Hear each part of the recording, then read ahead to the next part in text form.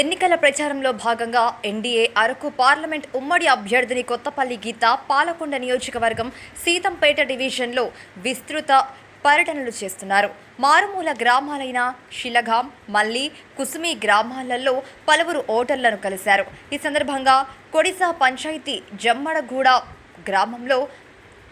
యున్నం చర్చిలో 5 గ్రామాల చర్చ్ పాస్టర్లు, వివిధ గ్రామాల సర్పంచ్లు, ఎంపీపీలతో కలిసి గ్రామాలకు చెందిన ఓటర్లతో కలిసి సమావేశం నిర్వహించారు. ఈ సమావేశాల్లో పార్లమెంట్ అభ్యర్థిని కొత్తపల్లి గీత మాట్లాడుతూ ఎన్డీఏ కూటమి కుటుంబ సభ్యులకు, ఓటర్లకు వందనాలు తెలియజేస్తూ రానున్న ఎన్నికల్లో ఎన్డీఏ కూటమి నరేంద్ర మోదీ ఆధ్వర్యంలో ఒక త్రిశూలంలా కలిసి పనిచేస్తున్నారని, వైసీపీ రాష్ట్రంలో మద్యపాన నిషేధం చేస్తానని, అధికారంలోకి వచ్చిన తర్వాత నాసిరకం మద్యం సరఫరా వలన సుమారు 35 లక్షల మంది అనారోగ్యం పాలయ్యారని, రాష్ట్రంలో హత్య చేసి డోర్ డెలివరీ చేసిన వ్యక్తులు నాయకులుగా వైసీపీ పార్టీలో చెలామణి అవుతున్నారని, నరేంద్ర మోదీ రోజుకు 21 గంటలు దేశం కోసం, ప్రజల కోసం శ్రమిస్తున్నారని, మీ పిల్లల భవిష్యత్తు, రైతులకు సాగునీరు, ఉద్యోగాలు, ఉపాధి, మహిళా సాధికారత, వృద్ధులకు ఆయుష్మాన్ భారత్ ద్వారా 5 లక్షల మెడికల్ ఇన్సూరెన్స్ ప్రవేశపెట్టారని, పవన్ కళ్యాణ్ మంచి ఆశయంతో రాష్ట్ర ప్రజల కోసం అనేక కష్టాలు పడుతున్నారని,